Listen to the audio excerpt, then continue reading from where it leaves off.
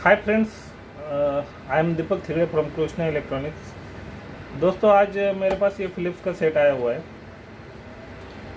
Customer का कहना ये है कि सेट ऑन हो जाता है लेकिन सामने पिक्चर कुछ भी नहीं आ रहा है। मतलब हमारे हिसाब से इसका नो पिक्चर फॉल्ट है। तो चलो देखते हैं हम कि मतलब इसमें क्या प्रॉब्लम है, फाइंड आउट करते हैं। दोस्तों, ये देखो, ये फ़िलिप्स का सेट है।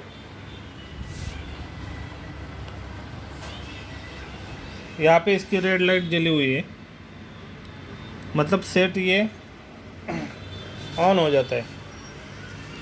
ऑन होने के बाद हम स्टैंड बाय से निकलने के लिए इसको, मतलब ऑन करने के लिए इसको एक ट्रिगर देते हैं।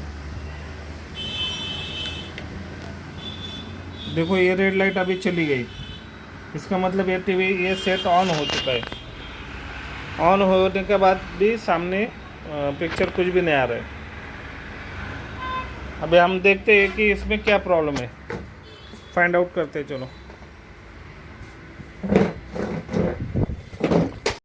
दोस्तों, नो पिक्चर फॉल्ट का प्रॉब्लम निकलने के लिए सबसे पहले हमें यहाँ पे 160 वोल्ट के कैपेसिटर पे 110 वोल्ट आ रहे हैं कि नहीं वो चेक करना है। अगर ये वोल्टेज सही आ रहा है तो इसके बाद हमें मेमोरी आईसी के ऊपर 8 नंबर पिन पे 5 वोल्ट चेक करना है। अगर ये मेमोरी आईसी पे अगर 5 वोल्ट हमें मिल रहा है तो उसके बाद हमें ये सेट को ट्रिगर देके सेट ऑन करना है, और उसके बाद हमें ट्यूनर पे 5 वोल्ट मिल रहे हैं कि नहीं वो चेक करना है। अगर ये तीनों वोल्टेज अगर हमें मिल रहे हैं तो उसके बाद हमें यहाँ पे ईएसटी फायर हो रही है कि नहीं, मतलब ईएसटी वर्क कर रही है कि नहीं वो चेक करना है। अगर ईएसटी वर्क नहीं कर रही है तो हमें सामने पिक्चर कुछ भी नहीं दिखाई देगा। तो हमें ईएसटी के वोल्टेज चेक करने हैं जिससे ईएसटी फायर हो जाती है। तो हम ईएसटी का सेक्शन बाद में देखेंगे। सबसे पहले ये वाला सेक्शन देखेंगे, ये 3 वोल्टेज हमें मिल रहे हैं कि नहीं मिल रहे। तो सबसे पहले हम यहाँ पे 160 वोल्ट पे 110 वोल्ट मिल रहा है कि नहीं वो देखेंगे। देखो दोस्तों, यहाँ पे 116 वोल्ट मिल रहा है। अभी यहाँ पे 116 वोल्ट इसलिए दिखाई दे रहा है क्योंकि ये अल्ट्रा स्लिम टीवी है, तो अल्ट्रा स्लिम में वोल्टेज 110 के ऊपर ही आते हैं। अगर ये यहाँ पे 29 इंच का टीवी रहता तो यहाँ पे 125 भी वोल्ट मिल जाते हैं कभी कभी। तो ये वोल्टेज सही है। उसके बाद हम मेमोरी आईसी के 8 नंबर पिन पे वोल्टेज देखेंगे तो यहाँ पे भी 5 वोल्ट आ रहा है, मतलब 4.9 मतलब 5 वोल्ट हमें मिल रहा है। तो मेमोरी आईसी के ऊपर वोल्टेज मिल रहा है। उसके बाद हमें ट्यूनर पे चेक करना है। तो ये देखो दोस्तों, ट्यूनर पे कुछ भी वोल्टेज नहीं मिल रहा है। तो इसलिए हमें ये यहाँ से सेट ऑन करने के लिए, अल्ट्रा स्लिम का टीवी रहेगा तो उसके लिए सेट ऑन करने के लिए हमें ट्रिगर देना होता है। तो यहाँ पे हम जो प्रोग्राम का बटन है चैनल का, वो स्विच एक बार दबाएंगे। दबाने के बाद हमें यहाँ पे 5 वोल्ट मिलना चाहिए।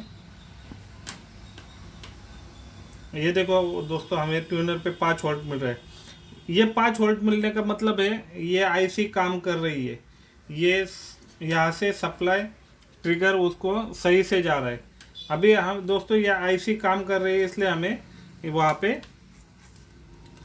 5 वोल्ट मिल गए। तो इसका मतलब है ये वाला सेक्शन पूरा ओके है। यहाँ पे भी 116 वोल्ट मिल रहे हैं। अभी ये 116 वोल्ट सही होने की वजह से यहाँ पे जो नीचे वोल्टेजेस है सारे, तो अभी मैं आपको चेक करके दिखाता हूँ वो सारे वोल्टेज। यहाँ पे 15 वोल्ट 16 वोल्ट आ रहा है जो वर्टिकल को जा रहा है। उसके बाद 116, उसके बाद आ रहा है 16 वोल्ट, ये भी वर्टिकल को, वर्टिकल आईसी को ही जाता है। उसके बाद ये 25 वोल्ट है, इसके बारे में अभी बात करेंगे हम। उसके बाद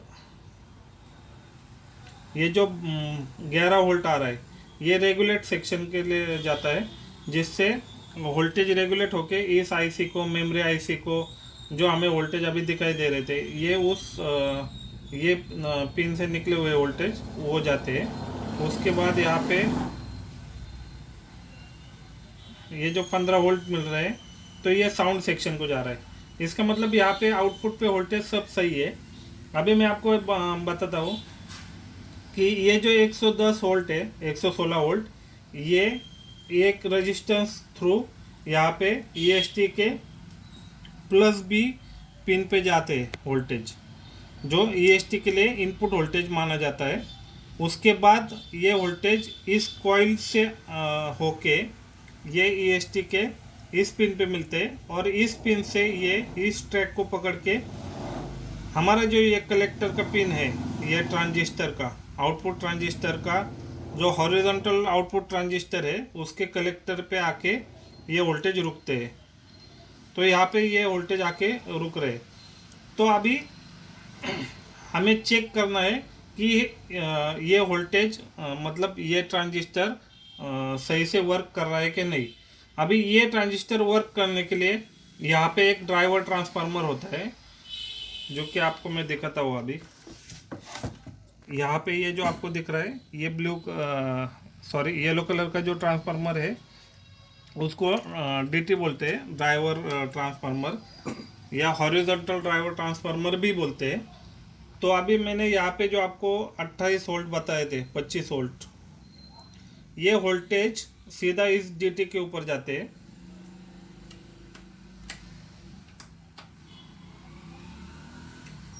ये 25 वोल्ट यहाँ से होके अभी सेट ऑन हो गए हैं, इसकी वजह से यहाँ पे DT पे ये इतने वोल्टेज दिखा रहा है, कम दिखा रहा है। इसका मतलब यहाँ पे कम से कम 12-13 वोल्ट होने चाहिए थे। तो ये यहाँ पे वोल्टेज में कुछ गड़बड़ी है, इसकी वजह से भी मतलब ये स्विचिंग नहीं हो रहा होगा ये ट्रांजिस्टर, इसकी वजह से हमें ये EST फायर नहीं हो रही होगी। तो हम देखते हैं EST फायर होने के लिए यहाँ पे 180 वोल्ट आना ज़रूरी है। तो ये 180 वोल्ट हम जो यहाँ पे 10 माइक्रोफेरेड 250 वोल्ट का कंडेंसर लगा हुआ होता है, जो यहाँ पे आप देख सकते हो, यहाँ पे 4.7 250 वोल्ट, या फिर 10 माइक्रोफेरेड 250 वोल्ट भी लगा होता है। तो अभी हम यहाँ पे देखेंगे तो दोस्तों यहाँ पे 139 वोल्ट मिल रहा है हमें। तो यहाँ पे अगर ये ट्रांजिस्टर वर्क नहीं कर रहा है, तो हमें यहाँ पे भी जो इसके कलेक्टर के ऊपर जो 116 वोल्ट मिल रहे थे, वही सेम वोल्टेज यहाँ पे मिलने चाहिए। इसका मतलब ये ट्रांजिस्टर काम कर रहा है, लेकिन सही से काम नहीं कर रहा है, सही से स्विचिंग नहीं हो रहा है, इसकी वजह से ये इतना वोल्टेज कम मिल रहा है। यहाँ पे कम से कम 180 वोल्ट मिलने चाहिए, या फिर 160 के ऊपर ही होने चाहिए। और इस वाले जो पिन्स आपको दिख रहे हैं, तो यहाँ पे हमें AC 3 वोल्ट से लेके 5 वोल्ट तक AC वोल्टेज मिलने चाहिए। तो यहाँ पे कुछ भी हो, तो यहाँ पे हमें AC वोल्टेज मिलना चाहिए। इसके लिए हमें मल्टीमीटर का AC रेंज सिलेक्ट करना है, उसके बाद हम यहाँ पे चेक करेंगे। तो दोस्तों यहाँ पे AC वोल्ट नहीं मिल रहा है, जो 1 वोल्ट मिल रहा है हमें। तो यहाँ से कम 2-3 वोल्ट से आगे ऊपर में ही मिलना चाहिए, जो और 5 वोल्ट के अंदर, जो ये वोल्टेज हीटर के लिए जाता है, पिक्चर ट्यूब के, और पिक्चर ट्यूब का हीटर ऑन करता है, और ये 180 सप्लाई यहाँ पे आके यहाँ से ये पूरे इस बेस को वर्क करता है, और पिक्चर ट्यूब भी ऑन करता है। और EST फायर होने के बाद यहाँ पे इस वाले पिक्चर ट्यूब को EST से 40-50 हज़ार वोल्ट मिल जाते हैं। लेकिन अभी EST फायर हो रही है, लेकिन बहुत लो, मतलब बहुत कम फायर हो रही है। और ये आउटपुट का जो हॉरिजॉन्टल आउटपुट ट्रांजिस्टर है, ये सही से काम नहीं कर रहा है, इसका स्विचिंग सही से नहीं हो रहा है। अभी मैं आपको बताना चाहता हूँ ये स्विचिंग कैसे करता है। इसको स्विचिंग करने के लिए ये अभी मैंने आपको जो थोड़ी देर पहले दिखाया था, येलो वाला ट्रांसफार्मर, जिसको हॉरिजॉन्टल ड्राइवर ट्रांसफार्मर बोलते हैं। तो ये देखिए आप, अभी इसके वोल्ट आ रहे हैं 18 वोल्ट, ये सही वोल्टेज है। इसके बाद यहाँ पे 18 वोल्ट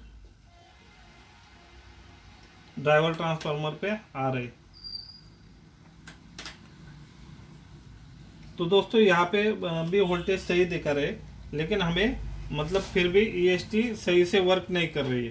तो इसका मतलब हमें जो वोल्टेज है वो कहाँ पे तो भी कुछ तो प्रॉब्लम है, जो हमें फाइंड आउट करना है कि मतलब सब सही हो के भी ईएसटी फायर क्यों नहीं हो रही है।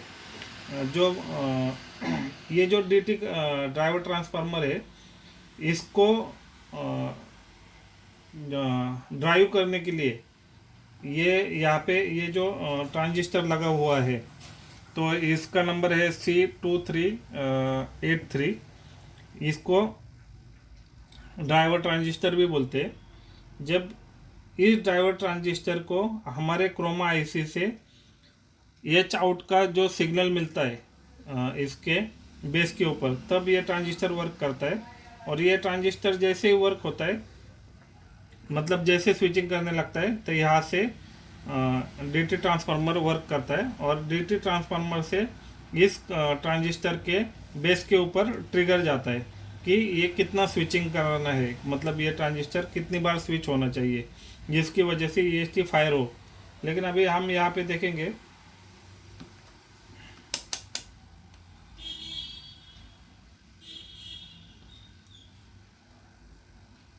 तो यहाँ पे मतलब बहुत कम वोल्टेज दिखा रहे, और डीटी के ऊपर चेक करेंगे तो 9 वोल्ट दिखा रहे। यहाँ पे कम से कम मतलब वोल्टेज ज़्यादा होने चाहिए थे, लेकिन ये कम ज़्यादा हो रहे। तो हम देखेंगे अभी मतलब कहाँ पे प्रॉब्लम है। तो हम चासी सीधा करके देखते हैं कि कहाँ कुछ गड़बड़ी दिख रही है क्या, कुछ प्रॉब्लम है क्या। अभी ये ऑन है, तो इसको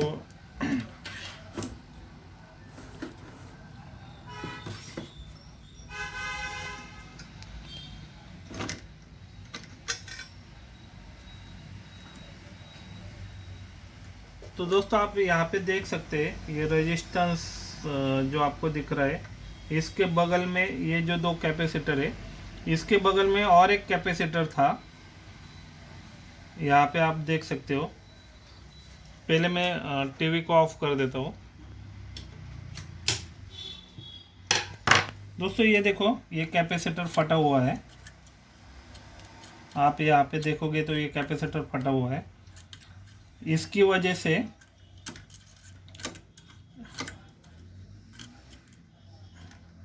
अभी हम देखते हैं ये कैपेसिटर का वोल्टेज कहाँ पे गया हुआ है। तो इस कैपेसिटर की वजह से भी नो पिक्चर का फॉल्ट आ सकता है।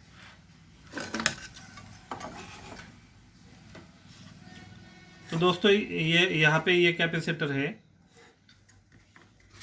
तो इसको कंटिन्यूटी की रेंज पे हम रख के से चेक करेंगे कि उसका सप्लाई कहाँ पे गया हुआ है। दोस्तों ये कैपेसिटर की पॉजिटिव पिन है, ये उसका ट्रैक है। ये एक रेजिस्टेंस थ्रू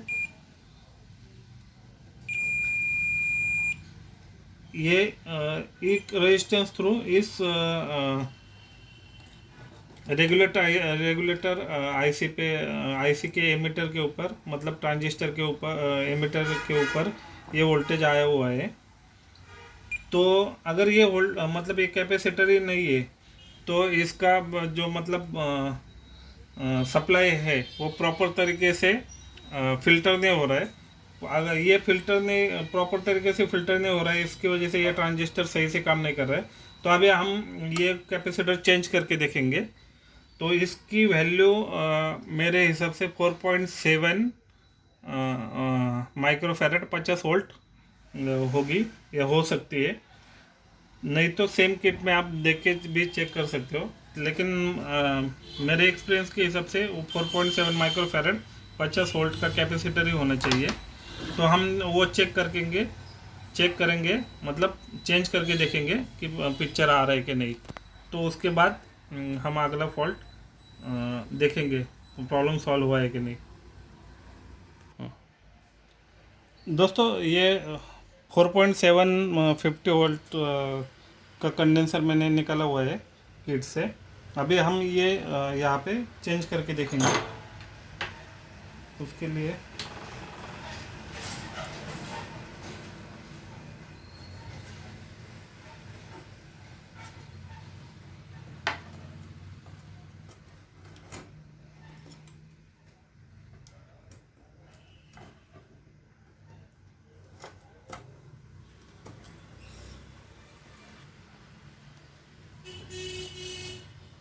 तो दोस्तों ये देखो, ये मतलब फटा हुआ कंडेंसर था जो बहुत बुरी तरीके से फटा हुआ है।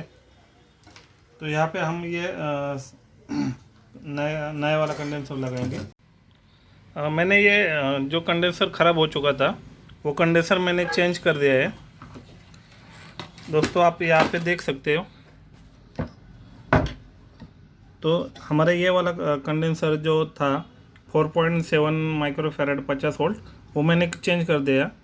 और वो कैपेसिटर जो था वो बाइपोलर था। बाइपोलर मतलब उसका कोई पॉजिटिव नेगेटिव नहीं था, इसलिए वो कैसा भी लगाए तो भी चलता है, तो कुछ प्रॉब्लम नहीं आता है उससे।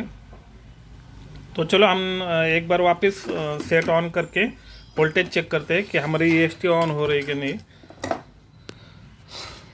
दोस्तों हमने जो ये वाला अभी जो कैपेसिटर चेंज किया हुआ है, इसका पॉजिटिव सप्लाई यहाँ से एक रेजिस्टेंस थ्रू जो यहाँ पे मॉसफेट पे जा रहा है, मतलब जो इस ट्रांजिस्टर के एमिटर के ऊपर जा रहा है। दोस्तों ये जो ट्रांजिस्टर है ये विड्थ के लिए काम करता है, मतलब जो हमारी पिक्चर ट्यूब होती है उसके विड्थ के लिए ये वर्क करता है। और दोस्तों उसी का कैपेसिटर का और एक ट्रैक यहाँ पे ये कॉइल पे गया हुआ है, आप यहाँ पे देख सकते हैं। ये वाले कॉइल से यहाँ से ये ट्रैक होते हुए ये यहाँ पे विड्थ के लिए गया है। मतलब हो सकता है कि इसकी वजह से भी ये EST रन नहीं होती होगी, या फिर वोल्टेज ड्रॉप होता होगा। तो चलो हम सेट ऑन करके देखते हैं कि EST फायर हो रही है कि नहीं हो रही। तो मैंने अभी सेट ऑन कर दिया है और यहाँ से हम यहाँ पे ट्रिगर दे देंगे और अभी वोल्टेज देखते हैं हम, वोल्टेज सही से आ रहा है कि नहीं। दोस्तों सबसे पहले DT पे चेक करते हैं। यहाँ पे 11 वोल्ट आ रहा है दोस्तों, ये 12 के ऊपर ही वोल्टेज होने चाहिए, लेकिन ये कम ज़्यादा हो रहा है इसकी वजह से। और यहाँ पे हम देखते हैं, यहाँ पे दोस्तों 140 वोल्ट ही आ रहा है। इसका मतलब अभी भी मतलब EST ऑन EST ऑन हो चुकी है, लेकिन सही से प्रॉपरली वर्क नहीं कर रही है। कहाँ पे तो भी वोल्टेज ग्राउंड हो रहा है, तो हमें देखना पड़ेगा कि वोल्टेज कहाँ पे अभी भी ड्रॉप हो रहा है। तो यहाँ पे 116 वोल्ट सही से आ रहा है और ये ट्रांजिस्टर भी स्विचिंग कर रहा है, लेकिन प्रॉपर नहीं कर रहा है। और कुछ तो गड़बड़ी है या EST सेक्शन में, जहाँ पे वोल्टेज ड्रॉप हो रहा है।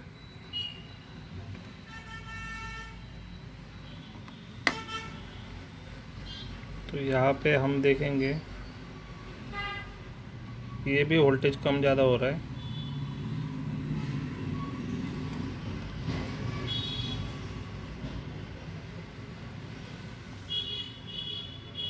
पॉइंट 3 एच आउट का भी सिग्नल आ रहा है सही से। तो हमें यहाँ पे कंपोनेंट चेक करने होंगे कि कुछ वोल्टेज ग्राउंड तो नहीं हो रहा, या यहाँ पे 116 आ रहा है।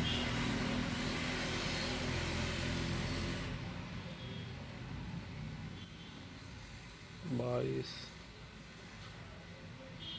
यहाँ पे वोल्टेज नहीं आना चाहिए, लेकिन अभी शो कर रहा है।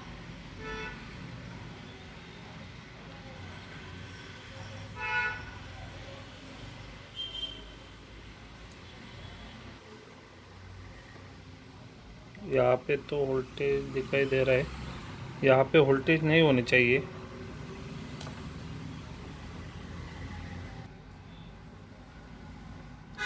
दोस्तों ये जो कंपोनेंट्स लगे हुए हैं यहाँ पे, जो रेड कलर के PF लगे हुए हैं, शायद हो सकता है कि उसमें से कोई ख़राब हो सकता है। तो हम 1 मिनट किट को सीधा करके देखते हैं। पहले मैं सप्लाई इसका बंद कर देता हूँ।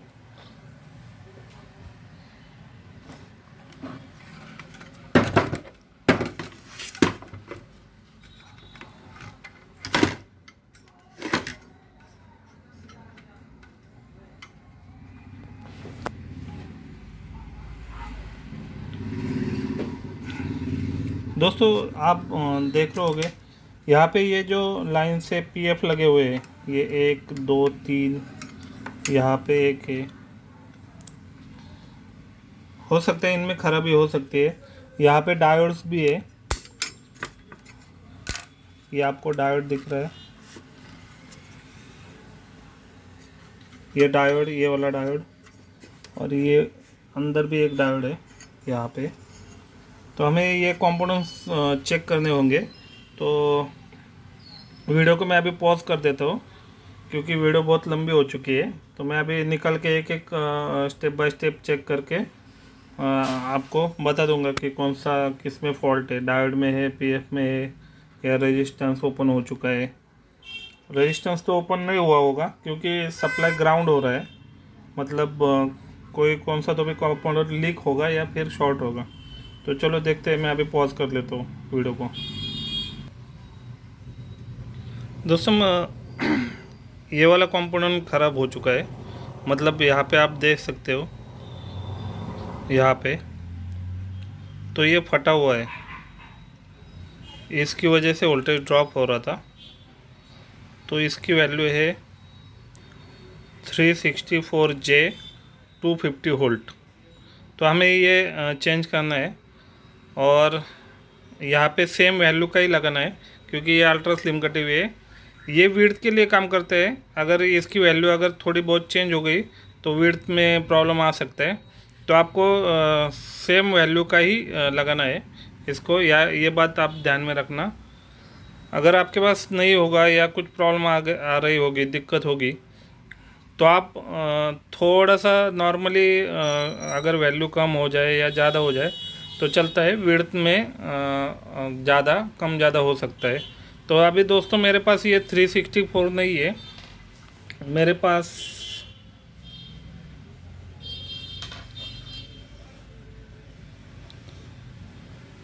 दोस्तों मेरे पास ये 334J 400 वोल्ट का पीएफ है। तो मैं अभी आपको ये लगा के दिखाऊंगा कि अभी देखते हैं ये लगाने के बाद टीवी सेट ऑन होता है कि नहीं होता है। तो अभी लगाते टाइम मैं अभी इसको वीडियो को पॉज करता हूँ, लगाने के बाद वापस चालू कर देता हूँ और फिर देखते हैं कि ये एसटी सही से फायर होती है कि नहीं। तो तब तक मैं पॉज करता हूँ वीडियो। पीएफ चेंज करने के बाद अभी हम वोल्टेज चेक कर रहे हैं इसका, तो 202 वोल्ट दिखाई दे रहे हैं हमें। तो ये एसटी हमारे मतलब सही से वर्क कर रही है। अभी हम एसी वोल्ट चेक करेंगे जो हीटर के लिए जाते हैं, उसके लिए एसी वोल्ट पे हमने एसी रेंज पे सिलेक्ट किया हुआ है। तो अभी देखते हैं एसी वोल्ट आ रहे कि नहीं। तो यहाँ पे 2 वोल्ट 2.5 वोल्ट एसी हमें मिल रही है, इसका मतलब हीटर हमारा ऑन हो चुका है। और 180 वोल्ट भी हमें सही से मिल रहे हैं। तो आप देख सकते हैं यहाँ पे हीटर ऑन हो चुका है, ये रेड कलर की लाइट हमें दिख रही है। तो आगे देखते हैं हम पिक्चर आ रही कि नहीं। तो दोस्तों पिक्चर टीवी तो ऑन हो गया है, लेकिन ये अलग प्रॉब्लम आ चुकी है कलर पैच की। तो अभी मैं उसके लिए अलग से वीडियो बनाऊंगा क्योंकि वीडियो बहुत लंबी हो चुकी है। तो हमारा सेट तो ऑन हो